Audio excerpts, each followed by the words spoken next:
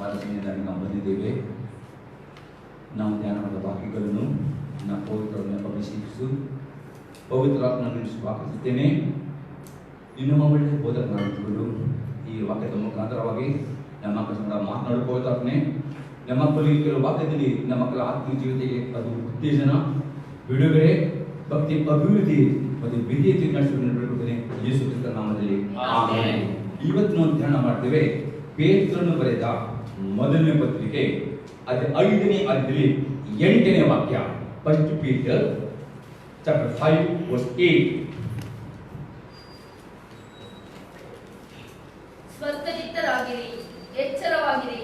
ನಿಮ್ಮ ವಿರೋಧಿಯಾಗಿರುವ ಸೈತಾನನು ಗರ್ಜಿಸುವ ಸಿಂಹದೋಪಾದಿಯಲ್ಲಿ ಯಾರನ್ನು ನುಂಗಲಿ ಎಂದು ಹುಡುಕುತ್ತಾ ತಿರುಗುತ್ತಾನೆ. ಅತಿ ಸ್ಪಷ್ಟನೆ, ಸ್ವಸ್ಥಚಿತ್ತರಾಗಿರಿ, ಎಚ್ಚರವಾಗಿರಿ. ನಿಮ್ಮ ವಿರೋಧಿಯಾಗಿರುವ ಸೈತಾನನು ಗರ್ಜಿಸುವ ಸಿಂಹದೋಪಾದಿಯಲ್ಲಿ ಯಾರು ನುಂಗಲಿ ಎಂದು ಹುಡುಕುತ್ತಾ ತಿರುಗುತ್ತಾನೆ. ಹಾಗಾದರೆ ಇವತ್ತು ಯಾವ ರೀತಿಯಲ್ಲಿ ಸ್ವಸ್ಥರಾಗಬೇಕು, ಹೇಗೆ ಎಚ್ಚರವಾಗಿರಬೇಕು, ಹೇಗೆ ವಿರೋಧ ಸೈತನ ಬಾಯಿಗೆ ಸಿಕ್ಕಿಕೊಳ್ಳದೆ ಏನು ಮಾಡಬೇಕು ಎಂಬುದಾಗಿ 4 ಅತಿ ಸರಳವಾದ ಸಂಗತಿಗಳು. ಈ 4 ಸಂಗತಿಗಳನ್ನು ಸರಿಯಾಗಿ ಧ್ಯಾನ ಮಾಡಿಕೊಂಡು ಆ ನಡೆದರೆ 100% ಸೈತನ ನಿಮಗೆ ನುಂಗದಂತೆ ನೀವು ರಕ್ಷಿಸಲಿಕ್ಕೆ ಸಾಧ್ಯವಾಗ್ತದೆ. ಫಸ್ಟ್ ಅಲ್ಲಿ ನೋಡಿದ್ರೆ ಸ್ವಸ್ಥ ಚಿತ್ತರಾಗಬೇಕು. ಸ್ವಸ್ಥ ಚಿತ್ತರಾಗಬೇಕು ಇದರ ಅರ್ಥ ನೋಡಿದ್ರೆ first Peter chapter 1 verse 13 to 16 ವರ್ಸಲ್ ಪೇತ್ರನು ಬರೆದ ಮೊದಲನೇ ಪತ್ರಿಕೆ 1ನೇ ಅಧ್ಯಾಯ 13ರಿಂದ 16 ವಾಕ್ಯಗಳು. ಆದ್ದರಿಂದ ನೀವು ಮನಸ್ಸಿನ ನಡುವನ್ನು ಕಟ್ಟಿಕೊಂಡು ಸ್ವಸ್ಥ ಚಿತ್ತರಾಗಿದ್ದು. ನೋಡಿ, ಮೊದಲು ಪೇತ್ರನೇ ಆದ್ದರಿಂದ ನೀವು ಮನಸ್ಸಿನ ನಡುವನ್ನು ಕಟ್ಟಿಕೊಂಡು ಸ್ವಸ್ಥರಾಗಿ ಚಿತ್ತರಾಗಿದ್ದ. ಅರ್ಥವೇ ಸೈತಾನನು ಫಸ್ಟ್ ನಿಮ್ಮನ್ನು ನುಂಗಲಿಕ್ಕೆ ಬರುವುದು ಅದನ್ನೇ ಆತನು ನಿಮ್ಮ ಮನಸ್ಸಿನಲ್ಲಿ ಸೈತನು ಅನೇಕ ರೀತಿಯ ಆಲೋಚನೆ ತರುತ್ತಾನೆ.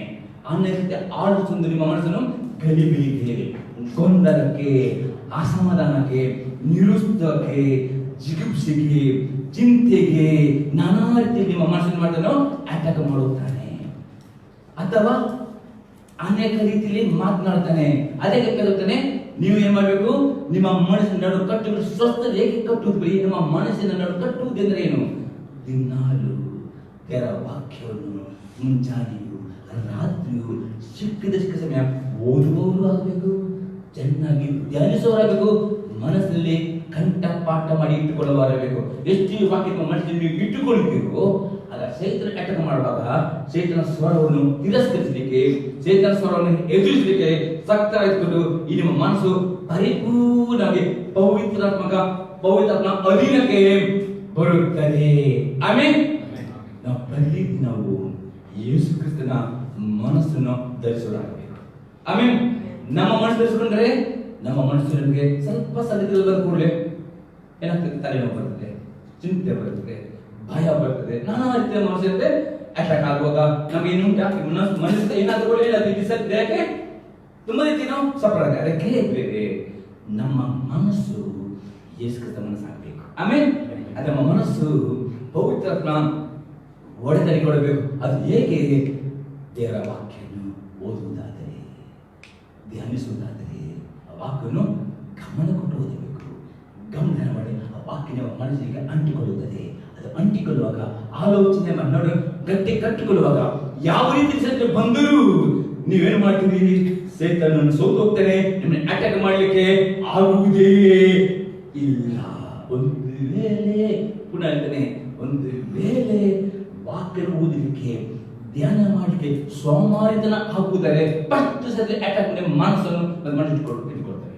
ಚಿಂತೆ, ಕಡೆ ಬೇಸರ, ನಿರಾಶೆ, ಜಿಗುಪ್ಸೆ, ನನ್ನ ಬೈಗಳು ಎಲ್ಲ ಬರೆದು ಇಡೀ ದಿನ ಮನಸ್ಸಿಗೆ ಬ್ಯಾಟರಿ ಫೀಲ್ ಆಗ್ತದೆ. ನಮ್ಮ ಮನಸ್ಸು ಯೇಸು ಕ್ರಿಸ್ತ ಮನಸ್ಸಾಗಬೇಕು. ಆಮೇಲೆ ನಮ್ಮ ಮನಸ್ಸಿನ ಒಡೆಯನು ಪವಿತ್ರಾತ್ಮನಾಗಬೇಕು. ಆಗ ಮಾತ್ರ ಪವಿತ್ರಾತ್ಮನ ಸಣ್ಣ ಸ್ವರ ಅತಿ ಸ್ಪಷ್ಟವಾಗಿ ಕೇಳಲಿಕ್ಕೆ ಸಾಧ್ಯವಾಗ್ತದೆ. ಮತ್ತೆ ಅಂತರ್ವಾತ್ಮನ ಮಹಿಮೆಯಾಗಿ ಉಪಯೋಗ ಮಾಡುತ್ತಾನೆ. ಯಾಕೆ? ಅನೇಕ ವರ್ಷ ನೋಡಿದರೆ ನೀವು ಬೋಧಕ ಆಗಬೇಕು, ಆದರೂ ನೀವು ಬೋಧನೆ ಮಾಡೋ ಸಾಮರ್ಥ್ಯ. ಯಾಕಂದ್ರೆ ನಿಮ್ಮ ಮನಸ್ಸು ಗೊಂದಲದಲ್ಲಿ ಉಂಟು, ಗಲಿಬಿಲಿ ಉಂಟು, ಚಿತ್ರ. ಅದಕ್ಕೋಸ್ಕರ ಪವಿತ್ರ ಸಣ್ಣ ಸ್ವರ ಕೇಳಲಿಕ್ಕೆ ಅಸಾಧ್ಯವಾಗ್ತದೆ. ನೀವು ಆದಷ್ಟು ಸೈತನ ಸ್ವರ ಕೇಳಿದ್ರೆ ಮೋಸ ಹೋಗ್ತೀರಿ. ಇಲ್ಲ ಕಡೆ ಮೋಸ ಹೋಗಬೇಡ್ರಿ. ಪವಿತ್ರಾತ್ಮನು ನಿಮ್ಮ ಆತ್ಮದಲ್ಲಿದ್ದಾನೆ. ನಿಮ್ಮಲ್ಲಿ ಮಾತನಾಡೋ ಸಣ್ಣ ಮಾತಾಡಿದ್ರೆ ಅದು ಯೋಚನೆ ಮಾಡಬೇಕಾದ ಮನಸ್ಸಿನ ನಡುವೆ ಆಲೋಚನೆ ವಾಕ್ಯದ ಕಟ್ಟಡ ಪಡೆದರೆ ಮಾತ್ರವೇ ನಿಮ್ಮ ಮನಸ್ಸು ಸ್ವಸ್ಥ ಚಿತ್ತವಾಗುತ್ತದೆ. ಅಂತ ಮನಸ್ಸನ್ನು ಅಟ್ಯಾಕ್ ಮಾಡಲಿಕ್ಕೆ ಭಯ ಪಡುತ್ತಾನೆ. ಯಾಕೆ? ಆತನು ಒಂದು ಸಾರಿ ಬಂದು 7 ವಾಕ್ಯ ಅದಕ್ಕೆ ರಿವರ್ಸ್ ಹೇಳ್ತೀರಿ. ಆಮೇಲೆ ಅದು ಯಾರೋ ಬಂದು ನಿಮಗೆ ಎಂತ ಬ್ರದರ್ ಇನ್ನ ಬಿಸ್ನೆಸ್ ಲಾಸ್ ಆಗಿ ನಾನು ಲಾಸ್ ಆಗುದಿಲ್ಲ. ಯಾರಿಗೆ ಲಾಸ್ ಆಗುದಿಲ್ಲ ಹೇಳ್ತೀನಿ ಸೈತನಿಗೆ ಹೇಳಿ. ಅವನು ಹೇಳುವವರು ಭಯ ಪಡ್ತಾನೆ, ಸೈತನ್ ಭಯ ಪಡ್ತಾನೆ. ನೋಡಿ, ಸೈತನ್ ಏನ್ ಮಾಡ್ತಾನೆ? ನಿಮಗೆ ಅಪನಂಬಿಕೆಯನ್ನು ನಂಬಿದರೆ ಆತನ ಅಟ್ಯಾಕ್ ಮಾಡ್ಲಿಕ್ಕೆ ಬಿಡಿ. ಯೋಬನಿಗೆ ಆತನ ಮಕ್ಕಳನ್ನ ಅಟ್ಯಾಕ್ ಮಾಡ್ಲಿಕ್ಕೆ ಆತ ಒತ್ತ ಒಂದು ಚಾನ್ಸ್ ಬಾಗಿಲು ಭಯ ಪಡ್ತಾನೆ ಯೋಬನು. ಅವ್ನು ಯಾವ ರೀತಿ ಭಯ ಪಡ್ತಾನೆ ಅದೇ ರೀತಿಯಲ್ಲಿ ಸೈತನ್ ಅಟ್ಯಾಕ್ ಮಾಡಿ. ಇಂದಿಗೂ ಪ್ರಿಯ ನಾವು ಯಾವ ಸಂಗತಿಗೂ ಭಯ ಪಡುವುದಾಗಬಾರದು. ಯಾರಿಗೆ ಭಯ ಪಡಬೇಕು? ನನ್ನ ಶರೀರವನ್ನು ನನ್ನ ಆತ್ಮನ ಕೊಂದು ಹಾಕುವವನಿಗೆ ಮಾತ್ರ ಭಯ ಪಡಬೇಕು. ವಿನ ಯಾವ ಮನುಷ್ಯನಿಗೂ ಯಾವ ಶಕ್ತಿಗೆ ಭಯ ಪಡಬೇಕು. ಇಷ್ಟೇ ದೇವರ ವಾಕ್ಯಕ್ಕೆ ಅವಿಧಾನಕ್ಕೆ ಭಯ ಪಡಬೇಕು. ವಿನ ಯಾವರಿಗೂ ಭಯ ಪಡಬಾರದು. ಆಮೇಲೆ ಯಾಕೆ? ದೇವರಿಗೆ ಕೊಟ್ಟ ಆತ್ಮ ಯಾವ ಆತ್ಮ? ದೇವರಿಗೆ ಫಲ ಪ್ರೀತಾತ್ಮ. ನಿಮ್ಮ ಮನಸ್ಸಿನ ನಡುವಳಿ ಕಟ್ಟಿಕೊಳ್ಳಬೇಕು. ಪುನಃ ಹೇಳ್ತೇನೆ, ಬರೀ ಪ್ರಾರ್ಥನೆ ಮಾಡಿದ ಹಾಗೆಯೇ ಸಿಕ್ಕಿದ ಸಮಯ ವಾಕ್ಯಗಳನ್ನು ಓದಿರಿ, ವಾಕ್ಯ ಧ್ಯಾನ ಮಾಡ್ರಿ. ಆ ವಾಕ್ಯವು ನಿಮ್ಮ ಮನಸ್ಸಿನ ಕಟ್ಟಿಕೊಳ್ಳುವಾಗ ಸ್ವಸ್ಥರಾಗುತ್ತೀರಿ. ಯೇಸುವಿನ ಮನಸ್ಸು ನಿಮ್ಮ ಮನಸ್ಸಾಗ್ತದೆ. ಪವಿತ್ರಾತ್ಮ ಅರಿನಲ್ಲಿ ನಿಮ್ಮ ಮನಸ್ಸು ಇರುತ್ತದೆ. ಪ್ರತಿ ಗಳಿಗೆ ಪವಿತ್ರಾತ್ಮ ಭರಿತರಾಗುತ್ತೀರಿ. ಆಮೇಲೆ ನಂತರ ಓದಿದರೆ ಯೇಸು ಕ್ರಿಸ್ತನು ಪ್ರತ್ಯಕ್ಷನಾಗುವಾಗ ನಿಮಗೆ ದೊರಕುವ ಭಾಗ್ಯದ ಮೇಲೆ ನಿಮ್ಮ ನಿರೀಕ್ಷೆಯನ್ನು ಸಂಪೂರ್ಣವಾಗಿ ಇಡಿ. ಆವಾಗ ಮಾತ್ರ ನಿಮ್ಮ ನಿರೀಕ್ಷೆ. ಹೌದು, ಯೇಸು ಕ್ರಿಸ್ತನು ಬರುವಾಗ ನಾನು ಪರಿಶುದ್ಧ ಮಲ್ಲಿಗೆ ಕಾಣಪಡಬೇಕು, ಮಲ್ಲಿಗೆ ಪಡಬೇಕು. ಆಮೇಲೆ ಲೋಕದಲ್ಲಿ ಎಂಗೇಜ್ಮೆಂಟ್ ಮಾಡಿದ ಒಂದು ಹುಡುಗಿ ತನ್ನ ಎಂಗೇಜ್ಮೆಂಟ್ ಹುಡುಗಾಗಿ ಮದುವೆ ಮಾಡ್ತಾನೆ. ಆ ಹುಡುಗಿಯ ಹಗಲು ರಾತ್ರಿ ತನ್ನ ಹುಡುಗನಿಗೆ ನಾನು ಹೇಗೆ ಮೆಚ್ಚಬೇಕು ಅಲ್ಲ, ಯಾವ ರೀತಿ ಆಭರಣದಲ್ಲಿ ಅದೇ ಥಿಂಕ್ ಮಾಡೋದು. ಅದೇ ರೀತಿಯಲ್ಲಿ ನಮ್ಮಲ್ಲಿ ನನ್ನ ಯೇಸು ಬರೋದು ನಾನು ಯಾವ ರೀತಿ ಇರಬೇಕು ಅಲ್ಲ, ಅದೇ ಚಿಂತೆ ಮಾಡ್ತೀವಿ. ನನ್ನ ಯೇಸು ಕ್ರಿಸ್ತನು ಬರುತ್ತಾನೆ, ನನ್ನನ್ನು ಪರಲೋಕಕ್ಕೆ ಎತ್ತಿಕೊಂಡು ಹೋಗಲಿಕ್ಕೆ ರಾಜ್ಯದ ಆ ನಿರೀಕ್ಷೆ ಇರುತ್ತದೆ. ಇಲ್ಲದೆ ಇರ್ತದೆ ಅನೇಕ ವಿಶ್ವಾಸಗಳಿಗೆ ನಿರೀಕ್ಷೆ ಇಲ್ಲದೆ ಅವರು ಲೋಕ ಜನರಾಗಿ ನಡೆಯುತ್ತಾರೆ, ಪಾಪ ನಡೆಯುತ್ತಾರೆ, ಸೈತಾನ ನುಗ್ಗಿ ಬಿಡುತ್ತಾರೆ. ನೀವು ಸಹಿತ ನುಗ್ಗಲಿಕ್ಕೆ ಬಿಡಬೇಡಿರಿ ಅಂತ ಹೋಗಿ ಬದಲಾವಣೆ.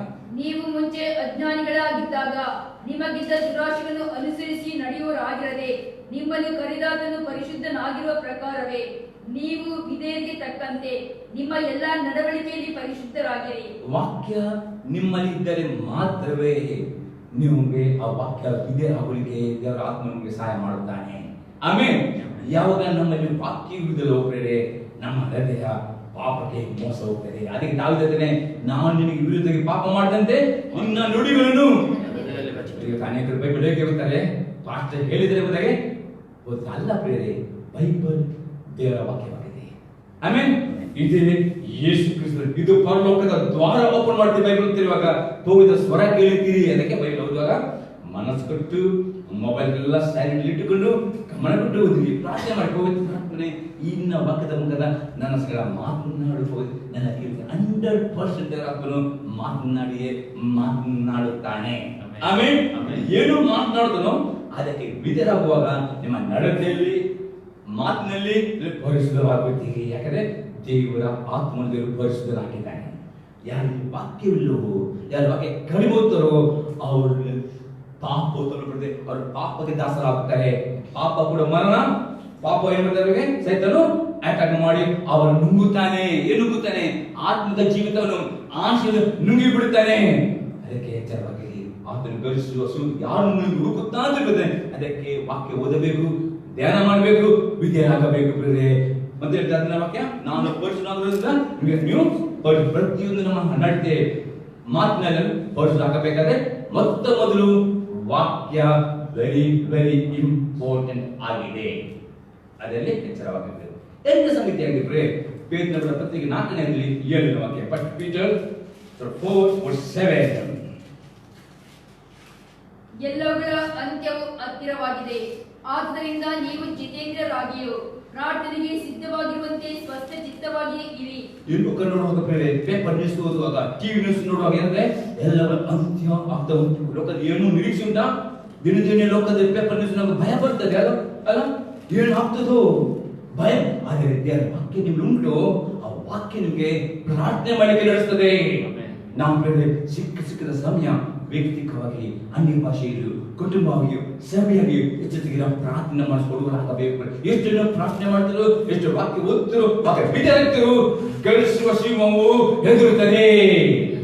ಆಮೇಲೆ ಸೈತಾನನಿಗೆ ಮೊದಲು ಪ್ರಾರ್ಥನೆ ಮಾಡುವುದನ್ನು, ವಾಕ್ಯ ಓದುವುದನ್ನು ತಡೆಯಿಡುತ್ತಾನೆ. ಯಾಕಂದ್ರೆ ಒಬ್ಬ ವಿಶ್ವಾಸಿ ಪ್ರಾರ್ಥನೆ ಮಾಡುದಿಲ್ಲವೋ, ವಾಕ್ಯ ಓದಿಲ್ಲವೋ ಅದನ್ನು ಮುನ್ನುಗ್ಗುತ್ತಾರೆ. ಅದಕ್ಕೆ ಸೈತಾನನು ಭಯ ಪಡುವುದು ಪ್ರಾರ್ಥನೆಗೆ, ಉಪವಾಸಕ್ಕೆ, ಅನ್ಯ ಭಾಷೆ ಪ್ರಾರ್ಥನೆಗೆ, ಗಂಡ ಹೆಂಡತಿ ಇವರು ಒಂದು ಮನಸ್ಸು ಮಾಡೋ ಪ್ರಾರ್ಥನೆಗೆ, ಸಭೆ ಸೇರಿ ಪ್ರಾರ್ಥನೆ ಎದುರುತ್ತಾನೆ. ಅದಕ್ಕೆ ಪ್ರಾರ್ಥನೆ ಮಾಡಬೇಕು, ವಾಕ್ಯ ಓದಬೇಕು.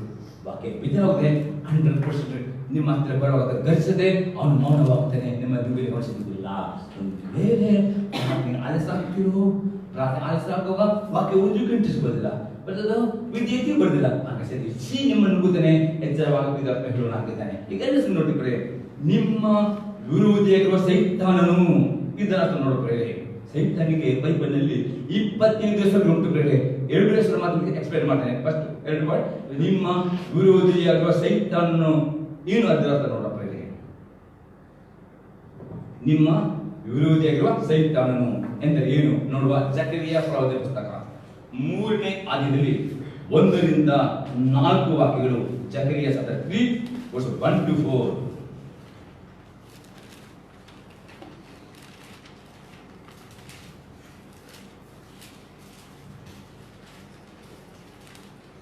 ಅನಂತರ ಮಹಾಯಾಜಕನಾದ ಯೆಹೋಶುವನು ಯೆಹೋವನ ದೂತನ ಮುಂದೆ ನಿಂತಿರುವುದನ್ನು ಯೆಹೋವನು ನನಗೆ ತೋರಿಸಿದನು.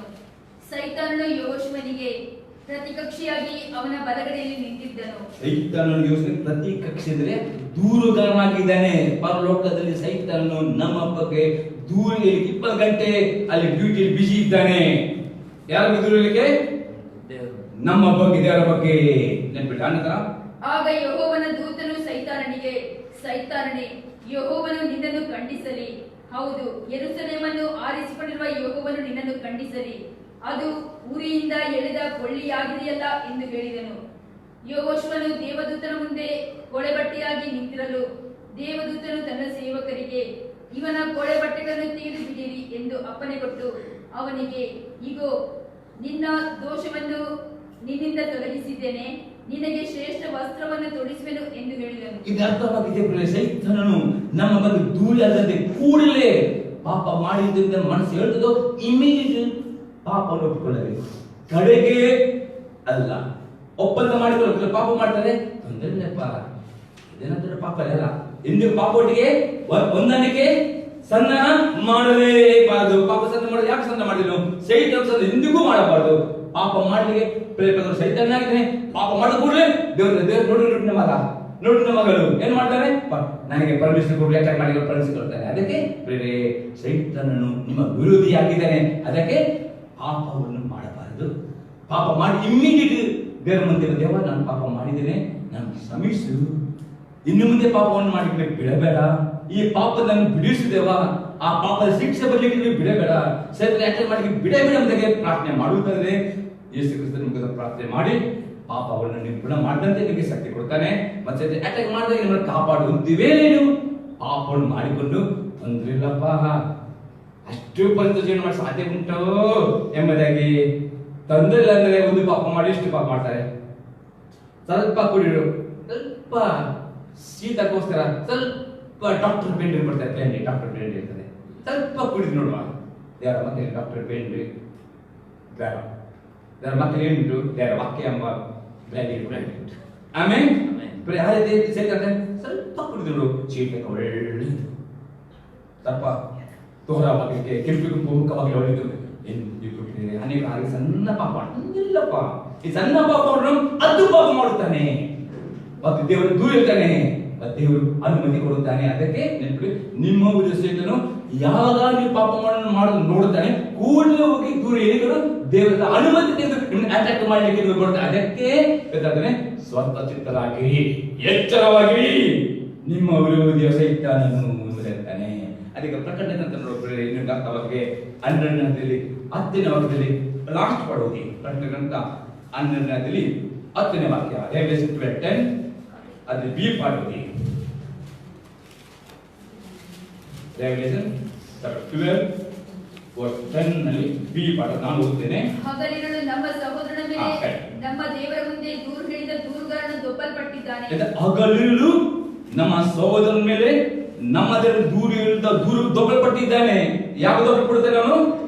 ರಪ್ಚರ್ ಆದ ನಂತರ 7 ವರ್ಷ ಅಂತುಕಿದ ಆಳ್ವಿಕೆ ಲಾಸ್ಟ್ ಬಾಗಿ ದೊಬ್ಬಲ್ಪಟ್ಟ ಅವನು ಪರಲೋಕದಲ್ಲಿ. ಅವರ ರಾತ್ರಿ ನಾವು ಪಾಪ ಮಾಡಿದ ಕೂಡಲೇ ದೂರ, ಅದಕ್ಕೆ ದೇವರಲ್ಲಿ ಕೂಡಲೇ ಯೋಸನ ಕೊಲೆಪಟ್ಟನು ತೆಗೆದು ಹೋಗ್ತಾನೆ. ದೇವರ ಸೇವಕನು ಯೋಸನು ಅವನು ಪಾಪ ಮಾಡಿದಾಗ ಏನೇನು ಚೇತನ ಮುಂದೆ ಕೊಲೆಪಟ್ಟೆ ಚೇತನು ದೂರಗಾನ ದೇವತೆ ಮುಂದೆ ಅವನ ಕೊಲೆಪಟ್ಟೆ ತೆಗೀರಿ ಮುಂದಾಗ್ತಾ ಹೇಳ್ತಾರೆ. ಇಮಿಡಿಯೇಟ್ ಪಾಪವನ್ನು ದೇವರ ಮುಂದೆ ಹೋಗಿ ಅದೇನು ಹೇಳಬೇಕು, ದೇವರೇ ಪುನಃ ಈ ಪಾಪ ರಿಪಿಟೇಷನ್ ಮಾಡಲಿಕ್ಕೆ ಬಿಡಬೇಡ. ನಾನು ಹಾಗೆ ಪ್ರೇ ಮಾಡ್ತೇನೆ, ನನ್ನ ಪ್ರಾರ್ಥನೆ, ನಾನು ಪುನಃ ಈ ಪಾಪ ರಿಪೀಟ್ ಮಾಡಲಿಕ್ಕೆ ಬೇಡ. ಇವತ್ತೇ ಕೊನೆ, ಇವತ್ತೇ ಲಾಸ್ಟ್, ನಿನಗೆ ನಾನು ಮಾತು ಕೊಡುತ್ತೇನೆ. ಹಾಗೆ ಮಾತು ಕೊಟ್ಟರೆ ಮಾತ್ರವೇ ದೇವರು ನನಗೆ ಸಣ್ಣ ಸಣ್ಣ ಸ್ವಭಾವಗಳು ಜೀವನದಲ್ಲಿ ಪಾಪಗಳು ನನಗೆ ಬಿಡುಗಡೆ ಮಾಡಿದ್ದಾನೆ. ಚೈತನ್ಯ ನಮಗೆ ಅಧಿಕಾರ ಇಲ್ಲ. ಅನೇಕರು ಅದು ಮಾಡಿದ್ರ ತೊಂದರೆ ಇಲ್ಲ, ಸ್ವಾರಿ ಹೇಳ್ತಾರೆ. ಇಲ್ಲಿದ್ದಾಗ ಸಭೆಯಿಂದ ಹೊರಗೆ ಹೋಗೋದನ್ನ ಮಾತ್ರ, ನಂತರ ಚೈತನ್ಯ ಬರ್ತಾರೆ ಪುನಃ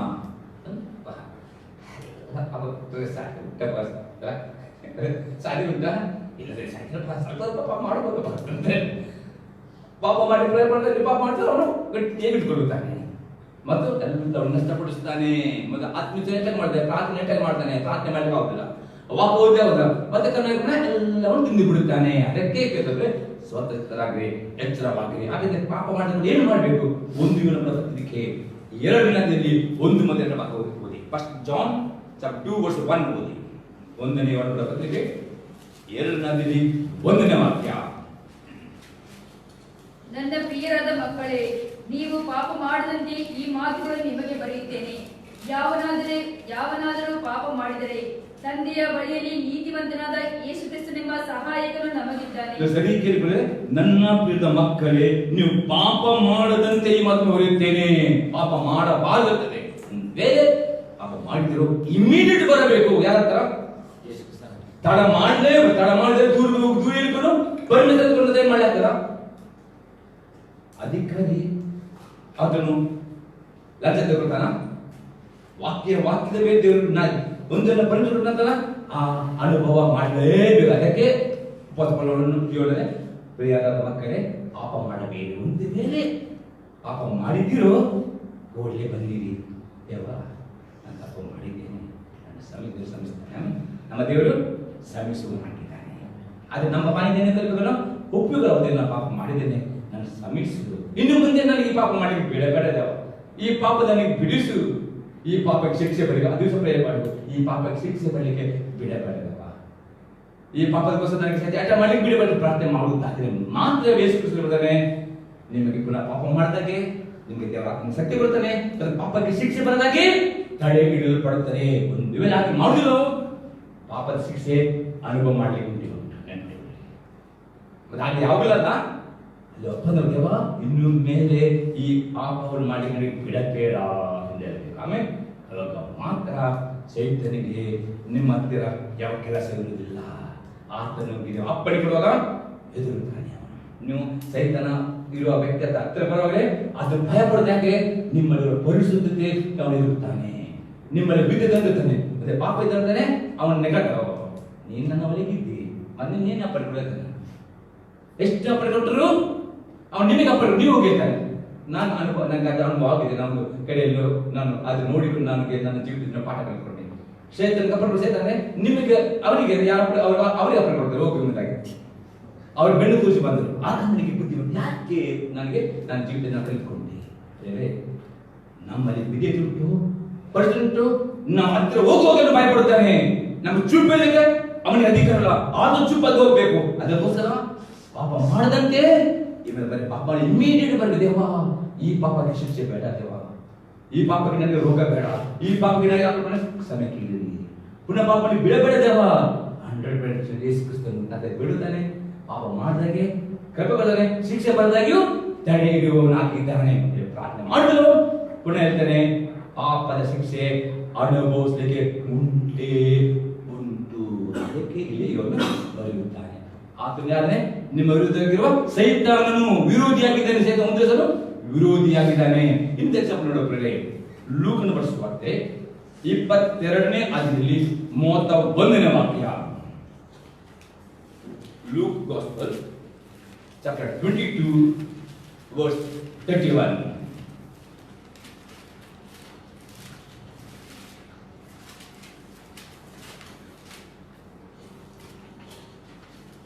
ಸೀಮೋನನೇ, ಸೀಮೋನನೇ, ನೋಡು, ಸೈತಾನನು ನಿಮ್ಮನ್ನು ಗೋಧಿಯಂತೆ ಒನೆಯಬೇಕೆಂದು ಅಪ್ಪಣೆ ಕೇಳಿಕೊಂಡನು. ಇಲ್ಲಿಂದಲೇ ಸೀಮೋನನೇ, ಸೀಮೋನನೇ, ನೋಡು, ಸೈತಾನನು ನಿಮ್ಮನ್ನು ಗೋಧಿಯಂತೆ ಒನೆಯ ಅಪ್ಪಣೆ ಕೇಳಿಕೊಂಡನು. ಅದ ಮೊದಲು ಯೇಸು ಕ್ರಿಸ್ತ ಎತ್ತಕೊಂಡಿರುವ ಶಿಷ್ಯರಿಗೆ ನೆನಪಟ್ಟು ಏನಿದ್ದಾನೆ? ನನ್ನ ಸಂಗಡ ಒಂದು ತಾಸಾದರೂ ಎಚ್ಚರವಾಗಲಿಲ್ಲ, ಸೋದೆ ಒಳಗಾಗದಂತೆ ಎಚ್ಚರ ಪ್ರಾರ್ಥಿಸಿರಿ. ಅವ್ರು ಏನ್ ಮಾಡಿದ್ರು? ಗಟ್ಟಿ ನಿದ್ರೆ ಮಾಡಿ ಯೇಸು ಪ್ರಾರ್ಥನೆ ಮಾಡಿದ ತೋಟದಲ್ಲಿ ಇವ್ರು ಏನ್ ಮಾಡಿದ್ರು? ಗಟ್ಟಿ ನಿದ್ರೆ ಮಾಡಿದ್ರು. ಯೇಸು ಹೇಳಿದಾಗೆ ಸೈತಾನ ಕೇಳಿ ಅಂತ ನೆನಪಿಟ್ಟಿದ್ರಿ. ಸರಿ ಆಗ್ತದಲ್ಲ? ಸೈತಾನನು ನಿಮ್ಮ ವಿರುದ್ಧಿಯಾಗಿದ್ದಾನೆ. ಅವನು 20 ಗಂಟೆ ಬಿಜಿ ಇದ್ದೇನೆ. ಬೇರೆ ಮಕ್ಕಳು ತಪ್ಪು ಮಾಡುವಾಗ ಕೂಡಲೇ ದೂರ ಇರ್ತಾನೆ. ನನಗೆ ಪರ್ಮಿಷನ್ ಕೊಡು ಬೇಕಾಗ್ತಾನೆ. ದೇವ್ರ ಪರ್ಮಿಷನ್ ಕೊಡಲೇಕಾಗಲ್ಲ. ಅದಕ್ಕೋಸ್ಕರ ಸೈತಾನನು ನಿಮ್ಮನ್ನ ಅಟ್ಯಾಕ್ ಮಾಡಬಾರ್ದು. ಒಂದು ಅಟ್ಯಾಕ್ ಮಾಡಿದ್ರೆ ನೀವು ಅದನ್ನು ಸೋಲಿಸಬೇಕಾದ್ರೆ ಪ್ರಾರ್ಥನೆ, ವಾಕ್ಯ, ವಿಧೇಯತೆ ವೆರಿ ವೆರಿ ಇಂಪಾರ್ಟೆಂಟ್. ಏನು? ಪ್ರಾರ್ಥನೆ, ವಾಕ್ಯ, ವಿಧೇಯತೆ, ಈ ಮೂರು ವೆರಿ ವೆರಿ ಇಂಪಾರ್ಟೆಂಟ್ ಆಗಿದೆ. ಇದಕ್ಕೆ ಮಾತು ಕೊಡುತ್ತೀರೋ ಸೈತಾನನಿಗೆ ವಿರುದ್ಧ ಆಗಲಿಕ್ಕೆ ಅವನಿಗೆ ಚಾನ್ಸ್ ಇಲ್ಲ. ದೇವರಿಂದ ಅವನ ಅನುಮತಿ ಪಡೆಯಲಿಕ್ಕೆ ಕೊಡುವುದಿಲ್ಲ. ಏನು ಸ್ವಲ್ಪ ಮಂದಿ ಕೊಟ್ಟರು ನೀವು ವಿಕ್ಟೋರಿಯಸ್ ಆಗಿದ್ದೀರಿ. ಆಮೇನ್ ಆಮೇನ್. ಒಂದು ನಿಮ್ಮ ನಮಗೆ ಪರಿಶುದ್ಧ ಬಂದರು ಪವಿತ್ರವಾಗಿ ನೋಡಿದ್ರೆ ಅದರ ಜಯವಂತಕ್ಕೆ ಆಲೋಚನೆ ಕೊಡುವನಾಗಿದ್ದಾನೆ. ವಿನ ಸೋತು ಹೋಗ್ಲಿಕ್ಕೆ ಅಲ್ಲ, ನಷ್ಟವಾಗಲಿಕ್ಕೆ ಅಲ್ಲವೇ ಅಲ್ಲ. ಆಮೇನ್ ಆಮೇನ್. ಯಾಕೆ? ಆತನು ವಿರೋಧಿಯಾಗಿದ್ದಾನೆ. ಇನ್ನೊಂದು ಎಕ್ಸಾಂಪಲ್ ಹೇಗೆ ಎದುರಿಸಬೇಕು? ಯಾಕೋಬನ ಪತ್ರಿಕೆ 4ನೇ ಅಧ್ಯಾಯದಲ್ಲಿ 7ನೇ ವಾಕ್ಯ. James 4 verse 7. ಹೀಗಾಗಿ ದೇವರಿಗೆ ಒಳಗಾಗಿರಿ, ಸೈತಾನನ್ನು ಎದುರಿಸಿರಿ, ಅವನು ನಿಮ್ಮನ್ನು ಬಿಟ್ಟು ಓಡಿ ಹೋಗುವನು. ಆಗೇನು ಮಾಡಬೇಕು? ಹೀಗಿರಲಾಗಿ ದೇವರಿಗೆ ಒಳಗಾಗಿರಿ ಅಂದ್ರೆ ದೇವರ ಆಜ್ಞೆಗೆ ಪರಿಪೂರ್ಣ ಅಧೀನನಾಗಲೇಬೇಕು. ಆಮೇಲೆ ಆವಾಗ ಸೈತಾನ ಗೆಟ್ ಔಟೇ ಆಗಬೇಕು. ಆಮೇಲೆ ಆಗ ಆತನು ನೀವು ವಿದ್ಯಾರ್ಥಿ ಮಾತ್ರವೇ ಆತನು ಓಡುತ್ತಾನೆ. ಒಂದೇ ದೇವಕ್ಕೆ ವಿದ್ಯಾರ್ಥಿಗಳು ಎಷ್ಟೋ ವಾಕ್ಯನ ಅರಿಕೆ ಮಾಡಿದ್ರು, ಎಷ್ಟೋ ಸೈತಾನಿಗೆ ಅಪ್ಪಣೆ ಕೊಟ್ಟರು, ಅವನು ಓಡುವುದಿಲ್ಲ. ನೀವೇ ಅವನಿಗೆ ಬೆನ್ನು ತೋರಿಸಬೇಕು. ಅದಕ್ಕೆ ಈಗಿರಲಾಗಿ ದೇವರ ಆಜ್ಞೆಗೆ ಒಳಗಾಗಿದೆ. ಮತ್ತು ಹೇಳಿ ಸೈತಾನನೇ, ನಾನು ದೇವರ ವಾಕ್ಯಕ್ಕೆ ಬಿದ್ದನಾಗಿದ್ದೇನೆ. ನನ್ನ ಕೆಲಸ ಆಶ್ರಯವಾಗಬೇಕು, ನನ್ನ ಬಿಸ್ನೆಸ್ ಸಕ್ಸಸ್ ಆಗಬೇಕು, ನನ್ನ ಸಾಲ ಬಿಡಿ ಆಗಲೇಬೇಕು, ನನ್ನ ರೋಗ ಗುಣವಾಗಲೇಬೇಕು. ಆಮೇಲೆ ಆಗ ನಿನಗೆ ಅಧಿಕ ಸೈತಾನೆ ನಿನ್ನೆ ನನ್ನ ಮೇಲೆ ಅಧಿಕ ನಾನು ಏನಾಗಿದ್ದೇನೆ? ದೇವರ ವಾಕ್ಯಕ್ಕೆ ನಾನು ಬಿದ್ದನಾಗಿದ್ದೇನೆ. ಯೆಹೋವ ರಾಫ, ನನ್ನ ಆರೋಗ್ಯದಾಯಕನು. ಈ ಲೋಕದ ಯಾವ ವ್ಯಾಧಿ ನನಗೆ ಮುಟ್ಟುವುದಿಲ್ಲ. ಆಮೆನ್. ಒಂದು ವೇಳೆನೂ ಪಾಪದ ತೊಂದರೆ ಇಲ್ಲಪ್ಪ, ಸಣ್ಣ ಪಾಪ, ಈ ಪಾಪನ ಬಿಡ್ಲಿಕ್ಕೆ ಆಗುದಿಲ್ಲ, ತೊಂದರೆ ಇಲ್ಲ ಅಂದಿರ್ತಾರೆ. ನೀವು ಎಷ್ಟು ಅರಿಕೆ ಮಾಡಿದ್ರು, ಎಷ್ಟು ನಿಮ್ಮ ಪಾಪವನ್ನು ಬಿಡುದಿಲ್ಲವೋ, ನಿಮ್ಮ ಸದಾ ಸ್ವಭಾವವನ್ನು ನೀವು ಹಾಗೆ ಮಾಡಿ ಅದು ಸುನ್ನತಿ ಮಾಡುದಿಲ್ಲವೋ, ಅಷ್ಟೊಂದಕ ಸೈತಾನಿಗೆ ಎದುರಲಿಕ್ಕೆ ಆಗುದಿಲ್ಲ. ಅದೇ ಈಗ ಇರಲಾಗಿ ದೇವರ ಆಜ್ಞೆಗೆ ಒಳಗಾಗಿರಿ, ಸೈತಾನನ್ನು ಎದುರಿಸಿರಿ, ಆಗ ಅದನ್ನು ಬಿಟ್ಟು ಹೋಗುತ್ತಾನೆ. ಮೂರನೇ ಸಂಗತಿ ನೋಡೋದ್ರೆ ಸೈತಾನಿಗೆ ಇನ್ನೊಂದು ಹೆಸರು ಶೋಧಕನು ಆಗಿದ್ದಾನೆ. ಹುಟ್ಟು ಬೈಬಲ್ ಅಲ್ಲಿ 25 ಹೆಸರು ಉಂಟು. 20 ಹೆಸರು ನನಗೆ ಸಮಯವಿಲ್ಲ. ಸ್ಪೆಸಿಫಿಕ್ ಇದನ್ನು ನಾನು ಎರಡನೇ ಅವನ ಹೆಸರು ಶೋಧಕನು ಆಗಿದ್ದಾನೆ. ಅದರ ಬಗ್ಗೆ ನೋಡೋದ್ರೆ ಮತ್ತೆ ಬರೆಸುವಾರ್ತೆ 4ನೇ ಅಧ್ಯಾಯದಲ್ಲಿ 1ರಿಂದ 11 ವಾಕ್ಯ. Matthew 4 verse 1 to 11. ಆಗ ಯೇಸು ಸೈತಾನನಿಂದ ಶೋಧಿಸಲ್ಪಡುವುದಕ್ಕಾಗಿ ಆತನನ್ನು ಅಡವಿಗೆ ಒಯ್ದನು. ಆತನು 40 ದಿವಸ ಹಗಲಿರುಳು ಉಪವಾಸವಿದ್ದ ತರುವಾಯ ಆತನಿಗೆ ಹಸಿವಾಯಿತು. ಆಗ ಆ ಶೋಧಕನು ಆತನ ಬಳಿಗೆ ಬಂದು, ನೀನು ದೇವರ ಮಗನಾಗಿದ್ದರೆ ಈ ಕಲ್ಲುಗಳು ರೊಟ್ಟಿಯಾಗುವಂತೆ ಅಪ್ಪನೆ ಕೊಡು ಎಂದು ಹೇಳಲು, ಆತನು, ಮನುಷ್ಯನು ರೊಟ್ಟಿ ತಿಂದ ಮಾತ್ರದಿಂದ ಬದುಕುವುದಿಲ್ಲ, ದೇವರ ಬಾಯಿಂದ ಹೊರಡುವ ಪ್ರತಿಯೊಂದು ಮಾತಿನಿಂದಲೂ ಬದುಕುವನು ಎಂದು ಬರೆದದೆ ಅಂದನು. ಇನ್ನು ದಿವಸ ಶೋಧಕನಾಗಿದೆ. ಯಾಕಂದ್ರೆ ಪ್ರಾರ್ಥನೆ ಮತ್ತು ಉಪವಾಸ ಮಾಡುವಾಗ ಪಾತಾಳದ ದುಷ್ಟ ಶಕ್ತಿಗಳು ನಡೆಯುತ್ತವೆ. ಮೊನ್ನೆ ಸೇವಕರ ಪುಸ್ತಕ ಓದಿದ್ದೀನಿ, ಅನ್ಯ ಭಾಷೆ ಬಗ್ಗೆ. ಸೈತಾನಿಗೆ ಹುಚ್ಚು ಆಗ್ತಿದ್ದ ಬರ್ತಾರೆ. ಯಾರ ಮಕ್ಕಳು ಅನ್ಯ ಭಾಷೆ ಪ್ರಾರ್ಥನೆ ಮಾಡುವ ಉಪವಾಸ ಸೈತಾನಿಗೆ ಹುಚ್ಚು ಹಿಡಿತಿದ್ದ ಮಧ್ಯೆ ನಾನು ಮೊನ್ನೆ ಒಂದು ಪುಸ್ತಕ ಓದಿ ಮುಗಿಸಿದ್ದೇನೆ. ನಾನು ಬೈಬಲ್ ಓದಿದ್ದೇನೆ. ಅನಂತರ ಅನೇಕ ದೇವರ ಸೇವಕರು ಆತ್ಮೀಯವಾಗಿ ಅಪೊಸ್ತಲರ ಟೀಚಿಂಗ್ ಪುಸ್ತಕನ ಓದುತ್ತೇವೆ. ಸೈತಾನಿಗೆ ನಾವು ಪ್ರಾರ್ಥನೆ ಮಾಡೋ ಹುಚ್ಚು ಹಿಡಿದಿದೆ. ಅದಕ್ಕೆ ಬಂದ ಇಲ್ಲಿ ಯೇಸು ಕ್ರಿಸ್ತನು ಅಪೊಸ್ತಲನು ಪ್ರವಾದಿಯು ಸುವಾರ್ತೆಗಳು ಪಾಸ್ಟರ್ ಟೀಚರ್ ಬೈಬಲ್ ಮೀಟಿಂಗ್ ಇಟ್ಟು ಅದನ್ನು ಹೇಳ್ಬೇಕಿತ್ತು. ಪವಿತ್ರಾತ್ಮ ಬಲಗಳು ಬೇಕಿತ್ತು. ಬಲಗೊಳ್ಳೋದಕ್ಕೋಸ್ಕರ ಪವಿತ್ರಾತ್ಮನಿಗೆ 40 ಉಪವಾಸ ಪ್ರಾರ್ಥನೆ ಮಾಡಿ. ಇವತ್ತು ಉಪವಾಸದ ಕೂಡ ಉಪವಾಸ ನೆನಪಿಟ್ಟುಕೊಳ್ಳಿ. ಉಪವಾಸ ಮಾಡೋ ಬರ್ತಾನೆ. ಉಪವಾಸ ಮಾಡಬೇಡಪ್ಪ. 40 ದಿವಸ ಮಾಡಿದರೆ ಸೇತೇವೆ ನಮ್ದು ಮಾಡಿದರೆ ಇರ್ತದೆ. ಯೇಸು ಕ್ರಿಸ್ತನಲ್ಲಿ ಪವಿತ್ರ ಶಕ್ತಿ ಬಂದು ಸೇತುವೆ ಜೊತೆಗೆ ನೀನು ಯೇಸು ನೀರು ಕುಡಿದಿದ್ದ ನೆನಪಿಡಲಿ. ಹಿಸ್ಟ್ರಿ ಇರ್ತದೆ. ಯೇಸು ನೀರು ಕುಡಿದಿದ್ದ. ನೀರು ಬಿಟ್ಟು ಉಪವಾಸ ಮಾಡ್ರಿ. ಅದು ಊಟ ಮಾಡಲಿಲ್ಲ. ಅದೇ ಅದೇ ಈ ಕಲ್ಲನ್ನು ರೊಟ್ಟಿ ಮಾಡಿ ಒಳ್ಳೆ ಮಾಡೋದು. ಯಾಕೆಂದ್ರೆ ಅನೇಕ ಉಪವಾಸ ಮಾಡಿಸಬೇಕು. ಅದಕ್ಕೆ ನಾನು ಪುನಃ ಹೇಳಿದ್ದೇನೆ, ವಾರಕ್ಕೆ ಒಂದಿನ ಉಪವಾಸ ಮಾಡೋ ಅಭ್ಯಾಸ ಮಾಡಿಕೊಳ್ಳಿರಿ. ನಿಮ್ಮ ಆತ್ಮದ ಜೀವಿತದಲ್ಲಿ ಬಿಡಬೇಕಾ? ಸೈತಾನನನ್ನು ಸೋಲಿಸಲಿಕ್ಕೆ ಸತ್ತರಾಗಬೇಕಾ? ನೆನಪಿಟ್ಟು ಬಿಡ್ರಿ. ಮಿನಿಮಮ್ ವಾರಕ್ಕೆ ಒಂದಿನವಾದರೂ ಉಪವಾಸ ಮಾಡಿ ಪ್ರಾರ್ಥನೆ ಅಭ್ಯಾಸ ಮಾಡಿಕೊಳ್ಳಿ. ಮಿನಿಮಮ್. ದೇವರ ಹಕ್ಕನ್ನು ನನಗೆ ಊರಿಗೆ ಉಪವಾಸ ಮಾಡ್ತೇನೆ ಮಾಡಿಲ್ವಾ? ಮಾಡಿರಿ. 7 ದಿನ 20 ಉಪವಾಸ ಮಾಡಿದರೆ ಮಾತ್ರವೇ ನಿಮ್ಮ ಆತ್ಮದಲ್ಲಿ ಪವಿತ್ರತ್ವ ಬಲ ತುಂಬಲು ಕೊಡುತ್ತದೆ. ನಿಮ್ಮ ಆತ್ಮ ಪುಷ್ಟಿ ಆಗ್ತದೆ. ಸೈತಾನನು ಒಂದು ಆತ್ಮವಾಗಿದೆ. ನಿಮ್ಮ ಆತ್ಮವನ್ನು ಭಯಪಡುತ್ತಾನೆ. ಏಕೆ ಲೋಕದ ಜನರು ಬಾಯಿಗೆ ನೋಡ್ತಾರೆ, ನೋಡು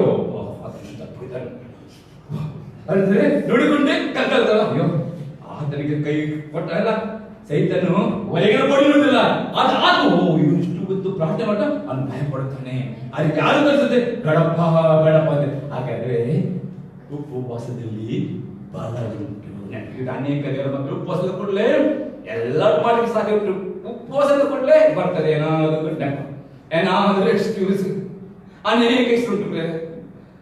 ನೆನಪಿಟ್ಟುಕೊಳ್ಳಿ, ಸೋದರನ್ ಬರ್ತಾನೆ. ಉಪವಾಸ ಮಾಡೋದು ಬೇಡ. ಯೇಸು ಒಂದು ವೇಳೆ ಉಪವಾಸ ಮಾಡ್ತಿದ್ದರೆ ಯೇಸು ಕ್ರಿಸ್ತನ ಅಪೊಸ್ತಲನಾಗಿ ಪ್ರವಾದಿಯಾಗಿ ಸೇವೆ ಮಾಡಿ ಸಾಧ್ಯ ಉಂಟಾ? ಉಪವಾಸ ಮಾಡಿದರೆ ಮಾತ್ರವೇ ಪವಿತ್ರ ಬಲಗಳು ಅಭಿಷೇಕವು ಒಂದು ತೀರಿ ಮೈ ಮೇಲೂ ಬರ್ತದೆ ಉಪವಾಸ ಮಾಡುವಾಗ. ಆಮೇಲೆ ದೇವರ ಹಕ್ಕನ್ನು ಪ್ರಾಯ ಆಗುವಾಗ ಕೆಲವು ರೀತಿ ಉಪವಾಸ ಉಂಟು. ಅದೇ ನಿಮ್ಮ ಪ್ರಾಯಕ್ಕೆ ತಕ್ಕ ಹಾಗೆ ದೇವರ ವಾಕ್ಯದ ಪ್ರಕಾರವಾಗಿ ಉಪವಾಸ ಮಾಡೋದು ಅತಿ ಇಂಪಾರ್ಟೆಂಟ್ ಆಗಿದೆ. ಒಂದು ವೇಳೆ ಉಪವಾಸ ಮಾಡುತ್ತಿಲ್ಲವೋ 100% ಮುಂದೆ ಬರ್ತಾರೆ. ಪುನಃ ನಾನು ಹೇಳ್ತೇನೆ, ಸೈತಾನನಿಗ ಕಡೆಯದಲ್ಲಿ ಪ್ರತಿಯೊಬ್ಬ ಮುಂದೆ ನೋಡ್ತಾನೆ. ಅದಕ್ಕೆ ಉಪವಾಸ ಮಾಡಿರಿ ಪ್ರಾರ್ಥನೆ ಉಪವಾಸ ಅಂದರೆ ನಿಮ್ಮ ಪ್ರಾರ್ಥನೆ ಇನ್ನೂ ಆಳಕ್ಕೆ ಹೋಗ್ತದೆ. ಉಪವಾಸ ಪ್ರಾರ್ಥನೆ ಮಾಡುವ ನಿಮ್ಮ ಆರ್ಟ್ ಸರ್ಜರಿ ಮಾಡಲಿಕ್ಕೆ ಕೊಡಿರಿ. ಪವಿತ್ರಾತ್ಮನೆ ಇಡೀ ವಾರ ಬಿಸಿ ಆಗಿದ್ದೇನೆ, ಇವತ್ತಿನ ನಾನು ಆಟ ಓಪನ್ ಮಾಡಕ್ಕೆ ಪವಿತ್ರಾತ್ಮನೆ ನನ್ನ ಸರ್ಜರಿ ಮಾಡಿ. ಯಾರಾದರೂ ಗುಪ್ತ ಪಾಪ ಉಂಟು, ನಾನು ಪ್ರೇ ಮಾಡ್ತೇನೆ. ನಾನು ಹೇಳ್ತೇನೆ, ನಾವು ರಕ್ತ ಮಾಸಿರುವಾಗ ಪಾಪ ಸುಲಭವಾಗಿ ಬರ್ತದೆ. ಅದಕ್ಕೆ ನಾವು ಉಪವಾಸ ಮಾಡಿಕೊಂಡು ನಮ್ಮನ್ನು ಸೋಲಿಸಲಿಕ್ಕೆ ಉಪವಾಸ ವೆರಿ ವೆರಿ ಇಂಪಾರ್ಟೆಂಟ್. ಆವಾಗ ಸೈತನಿಗೆ ನಮ್ಮ ಮೇಲೆ ಅಧಿಕಾರ ಇಲ್ಲವೇ ಇಲ್ಲ. ಯೇಸು ಅಂತಾನೆ, ಹೀಗೆ ಬರೆಯಲ್ಪಟ್ಟಿದೆ, ಮನುಷ್ಯರು ರೊಟ್ಟಿಯಿಂದ ಮಾತ್ರ ಬದುಕುತ್ತಿಲ್ಲ, ದೇವರ ಕಾರ್ಯಗಳ ಮಾತನ್ನು ಬದುಕುತ್ತಾನೆ. ಆಮೇಲೆ ನಾನು ಒಂದು ಸಭೆಗಿರುವಾಗ 7 ದಿನ ಉಪವಾಸ ಮಾಡಲಿಕ್ಕೆ ದೇವರ ಸೇವಕರೊಟ್ಟಿಗೆ ಮಾತು ಕೊಡುವಾಗ ನನ್ನ ಅಣ್ಣಂದಿರು ಎದುರಿದರು. ಅವರೆಲ್ಲ ಪೀಟರ್ ಉಪವಾಸ ಮಾಡಿದ್ರೆ ಸಾಹಿತ್ಯ ಇರ್ತದೆ, ಅಷ್ಟನ್ನು ಬಲಿಯನ್ನಾಗಿ. ಆದರೆ ಸೇವಕರಿಗೆ ಮಾತಾಡ್ತಂತ ನಾನು 7 ದಿನ ಪೂರ್ತಿ ಉಪವಾಸ. ಬರೀ ರಾತ್ರಿ ಮಲಗುವ ಮಗ ಸೇವಕರು 1 ಗ್ಲಾಸ್ ಮಿಲ್ಕ್ ಮಾತ್ರ ಮಾಡ್ತಿದ್ದರು, ಬರೀ ನೀರು ಜೀರಿಗೆ ನೀರು ಕೊಡ್ತಾರೆ. 7 ಉಪವಾಸ ಪ್ರಾರ್ಥನೆ ಮಾಡಿದ 8ನೇ ದಿನ ಪವಿತ್ರ ನನಗೆ ಓಡ ವಿಷಯ ಗಿಫ್ಟ್ ಕೊಟ್ಟರು. ಆ ಗಿಫ್ಟ್ ನಾನು ಸೇವಕ ಆಮೇಲೆ ನಾನು ಹೆದರಲಿಲ್ಲ. ನಾನು ಬಾಳೆಹಣ್ಣು ಅನ್ನದ ಇಲ್ಲ, ಸೈತನ್ ಬರ್ತಾನೆ, ಬೇಡ ಪಾಪ ಉಪವಾಸ ಮಾಡಬೇಡ, ಕಾಯಿಲೆ ಬರ್ತದೆ, ತಲೆ ತುರುತ್ತದೆ, ಅಯ್ಯೋ ಬೀಪ ಬರ್ತದೆ. ಎಷ್ಟು ಸಲ ನಾನು ಉಪವಾಸ ಮಾಡಿದ್ರೆ 102 ಡಿಗ್ರಿ ಜ್ವರ ನನಗಿತ್ತು. ನಾನು ಮನೆಯಲ್ಲಿಲ್ಲ, ಉಪವಾಸ ಜ್ವರ ಬರ್ತದೆ. ಇಲ್ಲವೇ ಇಲ್ಲ. ಚೈತನ್ಯನೇ ನಿನಗೆ ನನ್ನ ಮೇಲೆ ಅಧಿಕಾರವಿಲ್ಲ, ಉಪವಾಸ ಮಾಡಿ ಶುದ್ಧ. ಇದಾಗಿ ಇಂಥ ಉಪವಾಸ ಮಾಡುವ ಅಯ್ಯೋ ಸಾರಿ. ಉಪವಾಸದಲ್ಲಿ ಪವರ್ ಚೈತನ್ಯ ಬರ್ತಾನೆ. ಹಾಗೆ ಹೇಳ್ಬೇಕು, ಮನುಷ್ಯನು ರೊಟ್ಟಿಯಿಂದ ಮಾತ್ರ ಬದುಕುದಿಲ್ಲ, ದೇವರ ಪದಗಳು ಮಾತ್ರ ಬದುಕುತ್ತಾನೆ ಅಂತ ಹೇಳಿಬಿಟ್ಟು ಎಷ್ಟು ದಿವಸ ಮಾಡಲಿಬಿಟ್ಟು ಮೂರು ಕಂಪ್ಲೀಟ್ ಮಾಡಿ, 7 ಕಂಪ್ಲೀಟ್ ಮಾಡಿ, ಏನೇ ಆಗಲಿ ಬ್ರೇಕ್ ಮಾಡಬೇಕು. ಆವಾಗ ಅದರ ಪವರ್ ನಿಮಗೆ ಸಿಗುತ್ತದೆ. 2ನೇ ಸೋದಿ ನೋಡೋಣ, 5 ಮತ್ತು 6 7 ವಾಕ್ಯದಲ್ಲಿ. ಆಗ ಸೈತಾನನು ಆತನನ್ನು ಪರಿಶುದ್ಧ ಪಟ್ಟಣಕ್ಕೆ ಕರೆಕೊಂಡು ಹೋಗಿ ದೇವಾಲಯದ ಶಿಖರದ ಮೇಲೆ ನಿಲ್ಲಿಸಿ ಆತನಿಗೆ, ನೀನು ದೇವರ ಮಗನಾಗಿದ್ದರೆ ಕೆಳಗೆ ಧುಮುಕು, ಆತನು ನಿನ್ನ ವಿಷಯವಾಗಿ ತನ್ನ ದೂತರಿಗೆ ಅಪ್ಪಣೆ ಕೊಡುವನು, ನಿನ್ನ ಕಾಲು ಕಲ್ಲಿಗೆ ತಗಲಿತೆಂದು ಅವರು ನಿನ್ನನ್ನು ಕೈಗಳಲ್ಲಿ ಎತ್ತಿಕೊಳ್ಳುವರು ಎಂಬುದಾಗಿ ಬರೆದದೆಯಲ್ಲ ಎಂದು ಹೇಳಿದನು. ಅದಕ್ಕೆ ಯೇಸು, ನಿನ್ನ ದೇವರಾಗಿರುವ ಕರ್ತನನ್ನು ಪರೀಕ್ಷಿಸಬಾರದು ಎಂಬುದಾಗಿ ಸಹ ಬರೆದದೆ ಅಂದನು. ಪುನಃ ಬರ್ತಾನೆ. ಹೇಗೆ? ವಾಕ್ಯದಿಂದಲೇ ಬರ್ತಾನೆ. ಅನೇಕ ಸುಳ್ಳು ಪ್ರವಾದಿಗಳು, ಸುಳ್ಳು ಬೋಧಕರು ತೋಳು ಬರ್ತವೆ. ವಾಕ್ಯ ಸರಿ ಉಂಟು, ಸ್ವಲ್ಪ ವಾಕ್ಯ ಟ್ವಿಸ್ಟ್ ಮಾಡ್ತಾನೆ. ನೀನು ದೇವರ ಮಗನಲ್ಲ, ಮೇಲೆ ಧುಮುಕು, ದೇವರಿದ್ದಾರೆ. ಆಗುಂಟ ವಾಕ್ಯ ಅದು ಹೇಗೆ ಸಾಧ್ಯ? ಯೇಸು ಉಪವಾಸ, ಪ್ರಾರ್ಥನೆ, ವಾಕ್ಯ ಇದ್ದ ನಿಮಿತ್ತವಾಗಿ ಪವಿತ್ರ ವಾಕ್ಯ ಕೊಟ್ಟನು. ದಿನ ದೇವರನ್ನು ಪರೀಕ್ಷೆ ಮಾಡಬೇಡ. ಒಳ್ಳೆ ಆಲೋಚನೆ ಧುಮುಕೊಂಡು ನೋಡು, ದೇವರಿದ್ದಾರೆ. ವಾಕ್ಯ ಉಂಟ ಇಲ್ಲ, ವಾಕ್ಯದಿಂದಲೇ ಸುಳ್ಳು ಪ್ರವಾದಿಗಳು ಬರ್ತಾರೆ, ಸುಳ್ಳು ಬೋಧಕರು ಬರ್ತಾರೆ, ತೋಳಲು ಬರ್ತಾರೆ. ವಾಕ್ಯದಿಂದಲೇ ಅದೇ ವಾಕ್ಯ ಸತ್ಯ ಹೌದಲ್ಲ ಪರೀಕ್ಷೆ ಮಾಡಲಿಕ್ಕೆ ನಿಮ್ಮಲ್ಲಿ ಅದಕ್ಕೆ ವಾಕ್ಯಗಳು ಸರಿಯಾಗಿ ಧ್ಯಾನ ಮಾಡುವರಾಗಬೇಕು. ಅವರಿಗೆ ಬರೆಸಿದನು ವಾಕ್ಯದಿಂದ, ಅವರಿಗೆ ವಾಕ್ಯ ಕೂಡಿಸಿದರು. ಹಾಗೆ ಸೇರ್ತಿರುವ ವಾಕ್ಯ ಕೂಡಿಸ್ತಾನೆ ಅಥವಾ ವಾಕ್ಯ ಟ್ವಿಸ್ಟ್ ಮಾಡ್ತಾನೆ. ಅದಕ್ಕೆ ನಿನ್ನ ಕರ್ತನನ್ನು ಪರೀಕ್ಷೆ ಮಾಡಬೇಡ ಅನ್ನೋದಾಗಿ ಇವಾಗ ಸೋತು ಹೋಗ್ತಾನೆ. ಅದು ಪುನಃ ಬರ್ತಾನೆ. ಈ 3 ಸೋದಗಳು ಪ್ರತಿಯೊಬ್ಬ ವಿಶ್ವಾಸಿಗಳಿಗೆ, ಸೇವಕರಿಗೆ, ನಾಯಕರಿಗೆ, ಯವನಸ್ಥರಿಗೆ ಉಂಟು. ನೆನಪಿಟ್ಟುಕೊಳ್ಳಿ, ಆದರೂ ಶೋಧಕನು ಆಗಿದ್ದಾನೆ, ನಿಮ್ಮ ವಿರೋಧಿ ಆಗಿದ್ದಾನೆ, ಏಕಾದ್ರೂ ನುಂಗಲಿಕ್ಕೆ ನಾನಾ ರೀತಿಯ ಕುತಂತ್ರ ಮಾಡ್ತಾನೆ. ಎಚ್ಚರ ವಹಿಸಿರಿ, ಸ್ವಚ್ಛರಾಗಿರಿ. ಈಗ 11 ಬಳಿಕ ಸೈತಾನನು ಆತನನ್ನು ಬಹಳ ಎತ್ತರವಾದ ಬೆಟ್ಟಕ್ಕೆ ಕರೆಕೊಂಡು ಹೋಗಿ ಪ್ರಪಂಚದ ಎಲ್ಲ ರಾಜ್ಯಗಳನ್ನು ಅವುಗಳ ವೈಭವವನ್ನು ಆತನಿಗೆ ತೋರಿಸಿ, ನೀನು ನನಗೆ ಸಾಷ್ಟಾಂಗ ನಮಸ್ಕಾರ ಮಾಡಿದರೆ ಇವುಗಳೆಲ್ಲ ನಿಮಗೆ ಕೊಡುವೆನು ಅಂದನು. ಎಷ್ಟು ಒಳ್ಳೆ ಇಡೀ ಸೈತಾನ ಕೇಳಿ ಯಾವ ಲೋಕ ಇಲ್ಲ. ಇಲ್ಲಿ ಬೆಳ್ಳಿ ಬಂಗಾರ ಎಲ್ಲವೂ ಯೇಸುವಿಗೆ ಉಂಟು. ಅದು ಸುಳ್ಳು ಹೇಳ್ತಾನೆ, ಸೈತಾನಿಗೆ ಏನಿಲ್ಲ. ಅದು ಸುಳ್ಳುಗಾರನು ಹೇಳುತ್ತೆ, ಎಲ್ಲ ನನ್ನ ಉಂಟು, ನನ್ನ ಸಾಷ್ಟಾಂಗ ನಮಸ್ಕಾರ. ಇವತ್ತು ಸೈತಾನನು ಹಣದ ಆಸೆ. ನೆನಪಿರಬೇಕು, ನೀವು ಯಾವ ಕೆಲಸ ಮಾಡಿದ್ರು ಸಹ ಹಣದ ಆಸೆಯಲ್ಲಿ ಮಾಡಬೇಕು. ಹಣದ ಆಸೆ ಸಕಲ ಕೆಟ್ಟದ ಮೂಲವಾಗಿದೆ. ಸೈತಾನ ಒಮ್ಮೆಲೆ ಆಶೆ ಕಷ್ಟಪಡಿದ್ರೆ ಒಮ್ಮೆಲೆ ಲೆಕ್ಕಿಟ್ಟು ಬರ್ತದೆ. ಒಮ್ಮೆಲೆ ಲಕ್ಷಾಧಿಪತಿ, ಕೋಣಪತಿ ತರ್ತಾನೆ.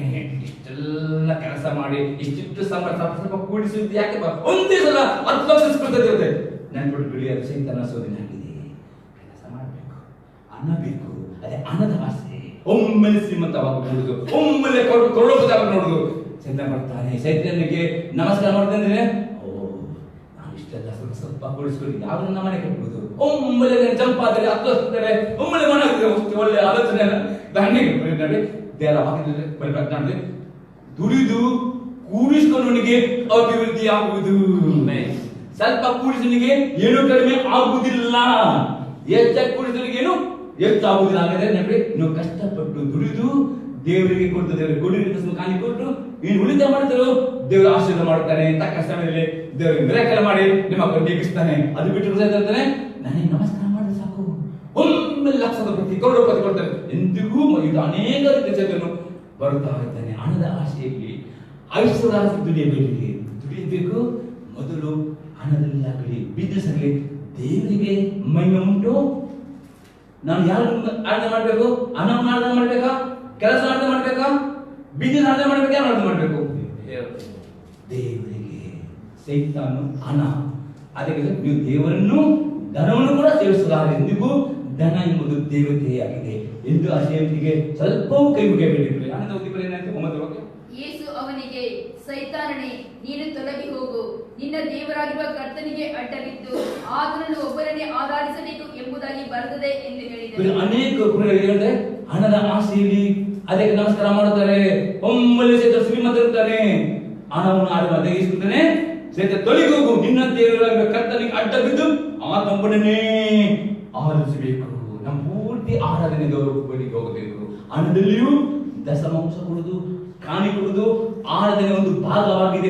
ಅನೇಕ ದೇವರ ಮಕ್ಕಳು ನೋಡ್ತಾರೆ, ದಶಮಾಂಶ ಕೊಡುವಾಗ ಕಡಿಮೆ ಸಂಬಳವಿರುವಾಗ ಸ್ವಲ್ಪ ಸುಲಭ, ಒಮ್ಮೆಲೆ 20,000 30,000 ಬರುವ 10 ಭಾಗ 3,000 ರೂಪಾಯಿ ಸ್ವಲ್ಪ ಕಾಣಿಕೆ ಮತ್ತೆ ಪಾಸ್ಟರ್ ಸಭಾ ಕಟ್ಟಗಳು. ಅಯ್ಯೋ ಸೈತಾನ ಅಲ್ಲೇ ಕೊಡಬೇಡ, ಅದು ಆ ಹಣದ ಆಸೆ ನೋಡಿ. ದೇವರಿಗೆ ಕೊಡಿದ್ರು ಫಸ್ಟ್ ಬಂದ ಕೊಡಲಿ, ದೇವರಿಗೆ ಕೊಟ್ಟ ಸಮೋಸವಾಗಿ ಕಣ್ಣು ಪ್ರತ್ಯೇಕ ಮಾಡಿ ಅದು ಮುಟ್ಟಲೇಬೇಡಿ. ಆಗಲೇ ದೇವರಿಗೆ ಆಧಾರ ಮಾಡ್ತೀರಿ.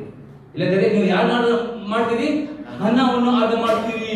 ಇಂದಿಗೂ ಹಣ ಒಳ್ಳೆಯದು, ಹಣ ಬೇಕು. ಅದೇ ಧನ ಎಂಬ ದೇವತೆಯನ್ನು ಆರಾಧನೆ ಮಾಡಬೇಡಿ. ನಿಮ್ಮ ಆರಾಧನೆ ಸಂಪೂರ್ಣ ಹೃದಯದಿಂದ, ಪ್ರಾಣದ, ಬುದ್ಧಿಯಿಂದ ದೇವರೊಬ್ಬನೇ ಆರಾಧನೆ ಮಾಡುವಾಗ ಮಾತ್ರ ದೇವರು ನಿಮ್ಮನ್ನು ಆಶೀರ್ವಾದ ಮಾಡ್ತಾನೆ. ಸೈತಾನನ್ನು ನುಂಗಲಿಕ್ಕೆ ಆಗುವುದಿಲ್ಲ. ಇದು ಅನೇಕ ದೇವರ ಮಕ್ಕಳು ಹಣದ ಆಶೆಯಿಂದ ಪ್ರೇರೆ ಸೈತಾನ ನುಂಗಿ ಬಿಟ್ಟಿದೆ. ಬಿಳಾಮ ಎಂಬ ಪ್ರವಾದಿ ಪ್ರೇರೆ ಇಷ್ಟು ಸುಪ್ರಸಿದ್ಧ ಪ್ರವಾದಿ. ಯಾವ ಆಸೆ ಬಿದ್ದವನು? ಹಣದ ಆಸೆಯಲ್ಲಿ ಬಿದ್ದ. ಸೈತಾನ ನುಂಗಿ ಬಿಟ್ಟನು, ಅವನು ನಾಶಕ್ಕೆ ಹೋದನು. ಎಂದಿಗೂ ಹಣದ ಆಸೆಗೆ, ಐಶ್ವರ್ಯಕ್ಕೆ ಮೋಸ ಆಗಬೇಡಿ. ಫಸ್ಟ್ ಆತ್ಮಿಕ ಆಶೀರ್ವಾದ ಬೇಕು. ಎಲ್ಲ ಕೆಲಸದಲ್ಲೂ ನಾವು ಬೀಜ ದೇವರಿಗೆ ಮಹಿಮೆ ಕೊಡಬೇಕು. ನನ್ನ ಇಷ್ಟು ಹಣ ಬರಲಿ, ದೇವರ ದಶಮಾಂಶ ಎಂದಿಗೂ ಕದಿಯಲೇ ಬಾರದು. ಆಗ ಮಾತ್ರ ಸೈತಾನ ನುಂಗಲಿಕ್ಕೆ ಆಗುವುದಿಲ್ಲ. ಇಲ್ಲದ್ರೆ ಹಣ ತುಂಬಾ ಬರ್ತದೆ, ಮನೆಗೆ ಬರುವಾಗ ಎಲ್ಲ ಹೋಗ್ತದೆ, ಸಾಲ ಜಾಸ್ತಿ ಇದೆ, ಸಾಲ ಬಿಟ್ಟು ಆಗಿದೆ. ಅನೇಕ ಜನ ಮಕ್ಕಳು ಇದ್ದು ಬೇರೆ ಅಪ್ಪಸ ಪಡೆದ 1 ತಿಂಗಳು 6ನೇ 10ನೇ ವಾಕ್ಯದಲ್ಲಿ ಹಣದಾಸೆಯು ಹಣದಾಸೆಯು ಸಕಲ ಮೂಲವಾಗಿದೆ. ಅನೇಕರು ತಮ್ಮ ಆತ್ಮಕ್ಕೆ ಗಾಯ ಮಾಡಿ ಅಳೆದ ಮಾಡ್ತಾ ಇದ್ದಾರೆ. ಯಾರಿಗೆ ಬಲಿಪಟ್ಟಿದೆ? ಅನೇಕರು ದೇವರ ಸೇವಕರು, ನಾಯಕರು, ಯಮನಸ್ಥರು, ದೇವರ ಮಕ್ಕಳಿಗೆ ಬಲಿಪಟ್ಟಿದೆ. ಸೈತಾನ ಬರ್ತಾನೆ, ಹಣದ ದೇವತೆ, ಐಶ್ವರ್ಯ ದೇವತೆ ಲೋಕದಲ್ಲಿ ಎಂದಿಗೂ ಅದಕ್ಕೆ ನಮಸ್ಕಾರ ಮಾಡಬೇಡಿ. ಯಾರಿಗೆ ನಮಸ್ಕಾರ ಮಾಡಬೇಕು? ತಂದೆ, ಮಗ, ಪವಿತ್ರ ಪ್ರೇರಿತರಿಗೆ ಮಾತ್ರ ನಮಸ್ಕಾರ ಮಾಡಬೇಕು. ಅಂದ ಮಕ್ಕಳಿಗೆ ಆಗ ಸೈತಾನನು ಆತನನ್ನು ಬಿಟ್ಟು ಬಿಟ್ಟನು. ನೋಡಿ, 3 ರೀತಿಯಲ್ಲಿ ಯೇಸು ಕ್ರಿಸ್ತ ತಿಳಿಸಿದ ಒಂದೇ ಸೀಕ್ರೆಟ್: ಉಪವಾಸ, ಪ್ರಾರ್ಥನೆ, ವಿಧೇಯತೆ, ವಾಕ್ಯ. ಆಮೇಲೆ ಈ 3 ಸೋದನೆಯಲ್ಲಿ ಯೇಸು ಜಾಗವನ್ನು ಸೈತಾನ ಬಿಟ್ಟು ಹೋದನು. ಮತ್ತೆ ಯಾರು ಬಂದು ಸಹಾಯಕ್ಕೆ? ಮತ್ತು ದೇವದೂತರು ಬಂದು ಆತನಿಗೆ ಉಪಚಾರ ಮಾಡಿದರು. ದೇವದೂತರು ಆತನಿಗೆ ಉಪಚಾರ ಮಾಡಿದರೆ ಸೈತಾನ ಸೋದಕನು ನುಂಗಿ ಬಿಡಿದಾಗೆ ವಾರಕ್ಕೆ ಅಟ್ಲೀಸ್ಟ್ 1 ದಿನ ಉಪವಾಸ ಮಾಡುವುದು ಅತಿ ಅಗತ್ಯವಾಗಿದೆ. ದಿನಾಲೂ ಪ್ರಾರ್ಥನೆ ಮಾಡೋದು ಅಗತ್ಯವಾಗಿದೆ. ವಾಕ್ಯ ಓದಾಗಿದೆ, ವಿಧೇಯತೆ ಮಾಡಿ 100% ಸೋದಕನು ಯಾವ ಬಂದರೂ ನಾನು ಸೋಲಿಸ್ತೀನಿ. ಇಂಥ ಎಕ್ಸಾಂಪಲ್ ಎಫೆಸಿಯರ್ 4:26 ವಾಕ್ಯ. ಎಫೆಸಿಯರ್ 4:26-27. ಕೋಪ ಮಾಡಬೇಕಾದರೂ ಪಾಪ ಮಾಡಬೇಡಿರಿ. ಸೂರ್ಯನು ಮುಳುಗುವುದಕ್ಕಿಂತ ಮುಂಚೆ ನಿಮ್ಮ ಸಿಟ್ಟು ತೀರಲಿ. ಸೈತಾನನಿಗೆ ಅವಕಾಶ ಕೊಡಬೇಡಿರಿ. ಇನ್ನು ಸೈತಾನ ಸೋದಕನು ಏನ್ ಮಾಡ್ತಾನೆ? ಗಂಡನ ಜಗಳ ತರ್ತಾನೆ, ಕೋಪ ಮಾಡ್ತಾನೆ. ಅಪ್ಪ ಕೋಪ ಮಾಡಬೇಕಾದ್ರೂ ಪಾಪನೇ. ಪಾಪನೇ ಕೋಪದ ಬೈಯುವುದು, ಶಪಿಸುವುದು, ನಾನಾ ರೀತಿಯ ಕೆಟ್ಟ ಮಾತು ಕೆಲವರು ತಾವೇ ಮರಣವನ್ನು ಅಪೇಕ್ಷಿಸುವುದು. ಯಾರ ಕೆಲಸ? ಸೋದರರು ಯಾರು? ಇಂಥ ಕೋಪದ ಒಂದು ವೀಕ್ನೆಸ್ ಉಂಟಾ? ಬೆಳಗಿನ ಜಾವೇ ದೇವರಾತ್ಮನೆ ಈ ದಿನ ಎಂದಿನ ಕೋಪ ಮಾಡಲಿಕ್ಕೆ ಬಿಡಬಾರ್ದೇವ. ಕೋಪದಲ್ಲಿ ಸಮಯದ ಸೆಲ್ಫ್ ಕಂಟ್ರೋಲ್, ಫ್ರೂಟ್ಸ್ ನನಗೆ ಕೊಡಬೇಕು. ಅದನ್ನು ದೇವರಾತ್ಮನೆ ಕೋಪ ಮಾಡುವ ಪರಿಸ್ಥಿತಿ ಬಂದರೂ ಕೋಪ ಮಾಡಲಿಕ್ಕೆ ತಡೆ ಮಾಡುತ್ತಾನೆ. ಮತ್ತು ಎಂದಿಗೂ ಬಾಯಿ ಕೆಟ್ಟ ಮಾತು ಸ್ವಲ್ಪ ಬಾಯಿ ಬಿಡುವುದಿಲ್ಲ. ಇವತ್ತು ಅನೇಕ ಕುಟುಂಬಗಳ ಹಾಳಾಗಲಿಕ್ಕೆ ಕಾರಣ ಅವರ ಬಾಯಿಂದ ಮಾತು, ಕೆಟ್ಟ ಮಾತುಗಳು, ಶಾಪದ ಮಾತುಗಳು, ಬೈಗಳು.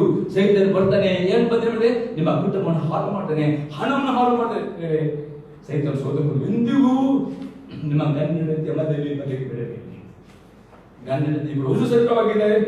ಸೈತಾನ ಬರ್ತಾನೆ, ಇನ್ನೊಬ್ಬರು ಅದಕ್ಕೆ ಯಾರಿಗೆ ಕೊಡಬೇಕು? ಯೇಸು ಕ್ರಿಸ್ತನು ನಿಮ್ಮ ಮಧ್ಯೆ ಇರಬೇಕು. ಆಮೆನ್. ಸೈತಾನಿಗೆ ಎಂದಿಗೂ ಕೋಪ ಸಮಸ್ಯೆ ಬರ್ತವೆ. ಅದು ಕೋಪ ಮಾಡಬೇಕಾದ್ರೂ ಪಾಪ ಮಾಡಿ ನಿಮ್ಮ ಸಿಟ್ಟು ಅದೇ ದಿನ ಸುರುತ್ತೀರಿ. ಸೈತಾನಿಗೆ ಅವಕಾಶ ಕೊಡಬೇಕ್ರಿ.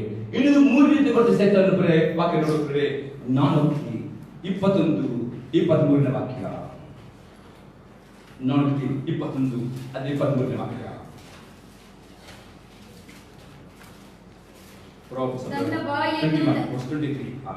ತನ್ನ ಬಾಯಿಯನ್ನು ನಾಲಿಗೆಯನ್ನು ಕಾಯುವವನು ತೊಂದರೆಗಳಿಂದ ರಕ್ಷಿಸಿಕೊಳ್ಳುವನು.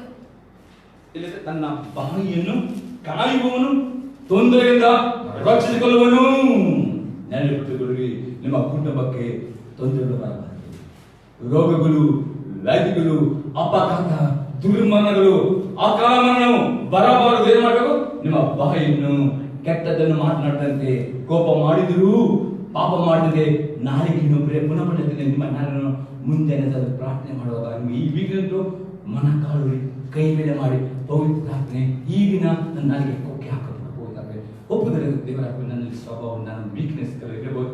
ನನ್ನ ವೀಕ್ನೆಸ್ ಏನು ಸಣ್ಣ ಕೋಪ ಪಡ್ತಾರೆ. ದೇವರ ಅಪ್ಪನೇ ಇದನ್ನು ಚಾಯಬೇಕು, ಅಂಡರ್ಗೆ ಕೊಡ್ತಾರೆ. ಒಪ್ಪಿಕೊಳ್ಳಿ, ದೇವರ ಚಾಯ. ನನಗೆ ಯಾವ ಪರಿಸ್ಥಿತಿ ಬಂದರೂ, ಕೆಲಸ ಮಾಡಿ ಏನು ಬಂದರೂ ನನಗೆ ಕೋಪ ಮಾಡಿ ನನ್ನ ಟೆಂಪರ್ ಹಾಳು ಮಾಡಲಿಕ್ಕೆ ಬೇಡ ಬರಲ್ಲ.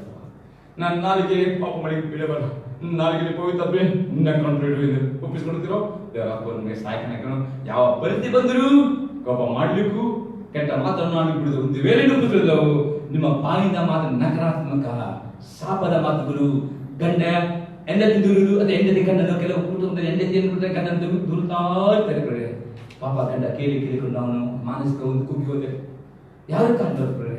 ಇದು ಹಾಗೆ ಹೆಂಡತಿಯ ಗಂಡನ ದೂರ ಬಿಡ್ರಿ, ಪ್ರಯತ್ನ ಮಾಡೋದಕ್ಕೋಸ್ಕರವಾಗಿ ದೇವರು ನಿಮ್ಮ ಗಂಡನಿಗೆ ಜ್ಞಾನ ಕೊಡೋದಕ್ಕೋಸ್ಕರ, ನಿಮ್ಮ ಗಂಡನಿಗೆ ವಿವೇಕ ಕೊಡೋದಕ್ಕೋಸ್ಕರ, ನಿಮ್ಮ ಗಂಡನ ಅದು ದೇವರು ನಿಮ್ಮ ಪ್ರಾರ್ಥನೆ ನಿಮ್ಮ ಗಂಡನ ಒಳ್ಳೆ ಕೆಲಸ ಕೊಟ್ಟು ಆಶೀರ್ವಾದ ಮಾಡೋದಾದ್ರೆ ಗಂಡಂದರು ಹೆಂಡತಿನ ಭಯ ಬೆಳಿಗ್ಗೆ ಒಬ್ಬರೊಬ್ಬರು ದೂರುವುದಕ್ಕೆ ನಕಾರಾತ್ಮಕ ಸಹಿತ ಅಂದ್ರೆ ನಿಮ್ಮ ಹಾಳು ಮಾಡೋದಕ್ಕೆ ಬಾಯಿಯನ್ನು ಕಾಪಾಡುವನು, ತನ್ನ ಬಾಯಿಯನ್ನು ನಾನು ಕಾಪಾಡುವನು, ತೊಂದರೆಯಿಂದ ರಕ್ಷಿಸಿಕೊಳ್ಳುವನು ಸಹಿತ ಕಾಲ್ತಾ ಇರ್ತಾನೆ.